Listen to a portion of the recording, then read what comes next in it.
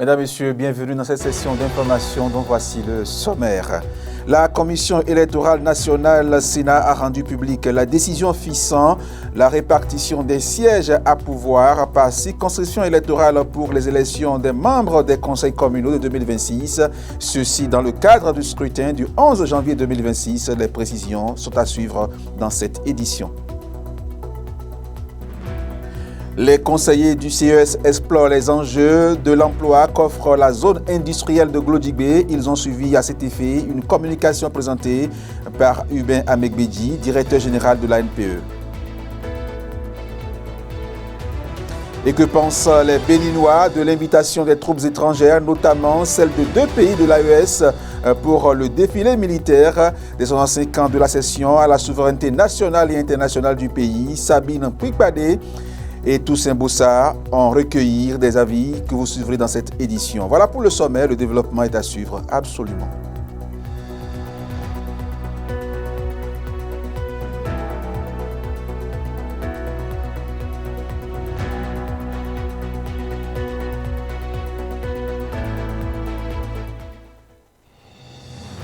Bienvenue, mesdames, messieurs, dans cette session d'information. Je l'annonçais en titre, le 11 janvier 2026, le Bénin va organiser les élections couplées législatives et municipales. Dans les perspectives, la Commission électorale nationale Sénat met les bouchées doubles pour une organisation sans faille donc, du scrutin. Elle vient de rendre publique la décision fixant la répartition des sièges à pouvoir par circonscription électorale pour les élections des membres des conseils communaux de 2026. Plus de précisions avec Samiratou Kassoumou. La Commission électorale nationale autonome a franchi une étape cruciale dans la préparation des élections générales de 2026. Par une décision officielle, l'institution a rendu publique la répartition des sièges à pouvoir par circonscription électorale. Une mesure attendue qui structure d'ores et déjà le paysage politique local. La publication de cette décision est plus qu'une formalité administrative. Elle marque le début concret des préparatifs techniques des prochaines élections. Pour les partis politiques, cette répartition des sièges offre une visibilité indispensable pour élaborer leur stratégie électorale, identifier les zones à fort potentiel et positionner leurs candidats. Les acteurs électoraux et plus largement les électeurs peuvent désormais mieux se projeter sur les enjeux locaux spécifiques à chaque circonscription. Cette avancée de la Sénat est un signal fort envoyé à l'ensemble des parties prenantes, soulignant la volonté de l'institution de garantir un processus électoral clair et organisé pour les communales de 2026, au cœur de la gouvernance locale béninoise. Au Conseil économique et social, les travaux de la première session ordinaire se poursuivent et ce mercredi, donc, un sujet d'importance capitale pour le Bénin était au menu de l'emploi, bien sûr, pour les jeunes. Les conseillers du CES ont suivi une communication du directeur général de l'ANPE sur les perspectives qu'offre la zone industrielle de Glodjibé, la GDIZ, une intervention qui éclaire donc sur les opportunités, des profits recherchés, mais aussi des défis à relever pour donc l'emploi de la jeunesse. Suivez donc le reportage. Si vous avez un diplôme, que vous êtes à la maison pendant 1 mois et que vous n'avez pas fait une demande d'emploi, vous n'êtes pas sorti pour chercher de l'emploi, vous n'êtes pas chômeur. La question de l'emploi était au cœur des débats ce mardi au Conseil économique et social. À l'occasion de la poursuite des travaux de la première session ordinaire de l'année, les conseillers du CES ont reçu une communication sur l'un des chantiers majeurs du gouvernement du président Patrice Talon, la zone industrielle de Glodjibé, la GDIZ. La question de l'accès à l'emploi décent, en particulier pour les jeunes et les femmes, demeure un sujet d'enjeu central pour nos politiques publiques. Cette communication portera un éclairage particulier sur l'un des projets phares du programme d'action du gouvernement, la zone industrielle de Glodjigbe, GDIZ. Cette zone économique spéciale, appelée à devenir un pôle d'industrialisation et de transformation locale, représente une opportunité stratégique pour la création d'emplois massifs, durables et qualifiés. Devant les membres de l'institution, le directeur général de l'Agence nationale pour l'emploi a détaillé les nombreuses opportunités que cette zone spéciale offre au pays en termes de création d'emplois, de profils recherchés et d'adéquation formation-emploi. La mise en place de la Glodjigbe Industrial Zone qui aujourd'hui nous permet de recruter des milliers de jeunes à insérer dans les industries, on peut considérer que la question du chômage est abordée avec beaucoup plus de pertinence, même s'il reste beaucoup à faire et qu'il y a beaucoup de jeunes qui sont encore au chômage. Les questions essentielles qui se posent et que les conseillers nous ont posées et qui sont les problèmes d'aujourd'hui sont les défis liés à la formation des jeunes pour un meilleur emploi. Il y a en effet un décalage entre le besoin des entreprises et les formations qui sont données dans les centres de formation et les universités. Une présentation qui a permis aux conseillers d'apprécier les efforts déployés pour faire de la GDIZ un levier stratégique du développement économique et social. Nous avons eu le bonheur d'écouter M. Amegbidji, que comme tout le monde le sait, est un expert dans son domaine. Pour nous, le président du patronat, et donc, qui sommes chargés, entre autres, de créer des emplois, nous avons beaucoup donc, de coïncidences de points de vue en ce qu'il a présenté. Et vous avez tous remarqué qu'en dehors des 4% des emplois donc, qui sont aujourd'hui créés par l'État, les 96% d'emplois sont à la portée du secteur privé. Au-delà des chiffres, c'est toute une vision du Bénin en matière d'insertion professionnelle qui a été exposée avec ses défis, mais aussi ses perspectives prometteuses. Le Conseil économique et social, fidèle à sa mission consultative, entend désormais accompagner les réformes pour que ces opportunités bénéficient réellement aux jeunes béninois.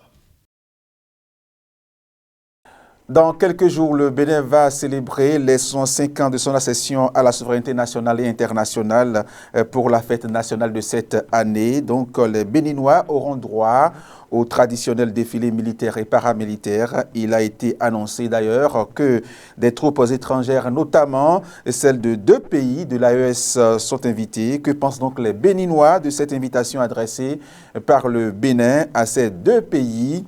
Ils se sont prononcés au micro de Sabine Kikpade et Toussaint Tossa. Je pense que c'est une très bonne décision parce que auparavant on avait déjà eu on a entendu parler qu'il y avait le retrait de ces pays-là du côté de la CEDEAO. Je pense que selon moi c'est une bonne décision parce que ça leur permet de leur montrer que malgré leur retrait on est toujours ensemble parce que vous n'êtes pas sans savoir que c'est des pays limitrophes. Nous avons des frontières avec eux. Et parlant même de cela, on a même parlé aussi de la fermeture de la frontière avec le Niger. C'est une manière de faire comprendre au Niger aussi que malgré tous ces préavis, tout ce qu'ils pensent, nous, on n'a rien à se reprocher. C'est un brassage en fait, c'est un brassage. C'est une manière de les faire comprendre que malgré ce qu'ils pensent, nous, on n'a rien à se reprocher, on est toujours avec eux. Et c'est la fraternité. Parce que même s'il y a quelque chose, on a des frontières. On lutte encore, il y a des luttes que nous sommes en train de faire de façon commune. Donc je pense que ça, c'est une très bonne décision en tout cas. Inviter ces pays frères, c'est une très bonne initiative de la part du président. Malgré les différends qui s'y opposent actuellement, cela prouve réellement que le Bénin est un pays de cœur et que malgré tout ce qui se passe avec le Niger, un pays voisin à côté, cela pourrait permettre de régler déjà les différends qui sont là. Et si déjà avec cette invitation, ça pourrait permettre de régler tous les différends, alors je vois que c'est une très bonne initiative. Pourvu que ça soit comme toujours d'habitude, sans bruit, sans tapage, comme il a toujours su bien le faire. Et en dehors de ça, que ce premier hôte maintenant apporte maintenant la joie qu'il faut et que c'est la fin de cette nouvelle année et puis ça se passe très bien. En termes d'humanisme, normalement, on ne devait pas faire la guerre, disons, étant tous des êtres humains. du fait à ce que le président Patrice Talon décide à ce que l'un des pays ou bien les deux pays de l'AES puissent intégrer à la fête de l'indépendance du Bénin, moi je trouve ça que c'est une bonne idée. Parce que actuellement, il y a eu autant d'embrouilles entre les deux pays, que ce soit le Bénin et le Niger actuellement. Donc la frontière est fermée définitivement. La population se plaint. Ça joue sur l'économie. Donc tout ça du fait à ce qu'ils vont essayer de s'inviter pour une fête donnée. Je pense que ça peut arranger pas mal de choses. Comme on le dit, l'union fait la force. On peut ne pas s'aimer, on peut ne pas essayer de mettre un peu plus de la paix. Nous sommes la population. Et moi, personnellement, je suis un Béninois de la diaspora. Donc, je ne peux ne pas essayer de dire de ne pas faire la paix avec, disons, des pays de l'AES, surtout des pays qui sont frontaliers comme le Niger et le Burkina. Donc, on devait essayer de faire la paix. Et c'est le bon moment, je pense que le président Patrice Talon va essayer d'en profiter et de mettre, disons, les choses au point.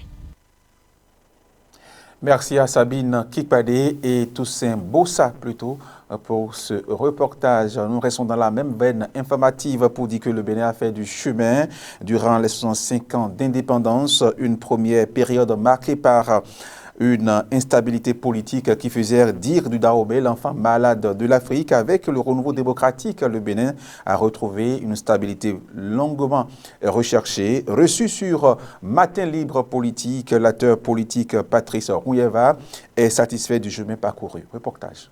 Si l'indépendance de notre pays doit être comparée à une naissance, 65 ans après, on peut sans risque de se tromper que l'enfant qui est né il y a 65 ans a pris le temps de grandir.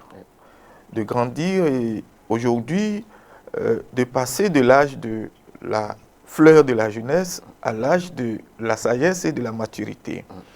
Et donc, quand on traverse la jeunesse et qu'on arrive à l'âge de la maturité, on doit assumer tout ce qu'on a vécu. Et comme vous l'avez dit, notre pays, dans le processus de sa maturité, a traversé beaucoup de périodes. Des périodes pour lesquelles nous ne devons pas nous cacher. Certaines de ces périodes ont donné l'impression de gêne, mais moi j'ai toujours dit chaque pays doit assumer l'ensemble de son cheminement. Nous devons être fiers de tout le chemin que notre pays a parcouru. Tout ceci a participé à la destination à laquelle nous sommes arrivés aujourd'hui. Personne ne peut être fier de toute situation qui crée une instabilité. Parce que dans l'instabilité, vous ne pouvez jamais être en mesure de réfléchir sereinement, d'aborder les réelles questions. Dans l'instabilité, il y a forcément cette tendance à faire de n'importe quoi. Oui. Et c'est pour ça que, tout en enseignant cette histoire, en réalité, on appelle l'esprit collectif à savoir que ce passé-là que nous assumons, nous ne devons plus jamais y replonger. Mais quand vous ne finissez jamais d'assumer votre passé, vous ne tournez jamais la page. C'est pour ça qu'il est important que ce passé soit rappelé, mais une fois qu'on l'a rappelé, qu'on l'a assumé, qu'on soit réellement en mesure aujourd'hui de dire que plus jamais ça. Plus jamais ça, parce que quand on est sorti de là, on a aujourd'hui un contexte des enjeux, on a aujourd'hui des citoyens qui, après avoir vécu tout ceci, ont compris par eux-mêmes qu'il faut changer de régime politique. Vous savez, ce peuple est un peuple très extraordinaire, parce que quand on a traversé tout ça et qu'on a été capable d'aller chercher dans ce même peuple des gens qui prennent l'initiative de se mettre ensemble pour changer de régime politique, je vais parler donc de ce passage du régime purement autocratique révolutionnaire au régime de la démocratie. Ça aussi, c'est à l'actif de ce peuple-là. Et puis pour ces dernières années, le Bénin a amorcé une nouvelle dimension de son histoire. Pour quelle perspective, Patrice Rouyeva, acteur politique de l'Union progressiste, le renouveau? Qu'une chose est de permettre au pays de garder sa stabilité politique par rapport donc à cette capacité du peuple à ne plus jamais reculer en termes de régime politique, en termes de régime de parti unique autocratique. nous avons réussi ça collectivement. Mais la question qu'il faut se poser, c'est est-ce que pour autant, on a réussi collectivement à faire bouger réellement le pays sur le plan du développement économique intégral? On est obligé de se demander, dans cette stabilité en termes de l'option politique et du choix de régime, est-ce qu'on a pu faire les bons choix de gouvernance? En se posant cette question, vous allez comprendre que chaque séquence de 90 jusqu'à aujourd'hui essaye donc de nouveaux choix de gouvernance. De sorte qu'aujourd'hui, pour répondre à votre question, c'est simplement de mettre les choix de gouvernance de chaque séquence, de les mettre sur la table et d'évaluer les retombées. Parce qu'en réalité, ce que veut le peuple, il a beau être libre, mais le peuple, il veut à la fois la liberté, mais autre chose. Parce qu'un peuple à qui tu garantis toute la liberté, à un moment donné, va te réclamer autre chose. Donc cela voudra dire qu'il faut non seulement lui assurer cette liberté, mais lui assurer également la survie et le développement personnel au sein de sa communauté. Fin de cette édition, mesdames, messieurs, merci de l'avoir suivi. N'oubliez pas de vous abonner à nos différentes plateformes, Matin Libre, YouTube également, TikTok. Portez-vous bien et à très vite.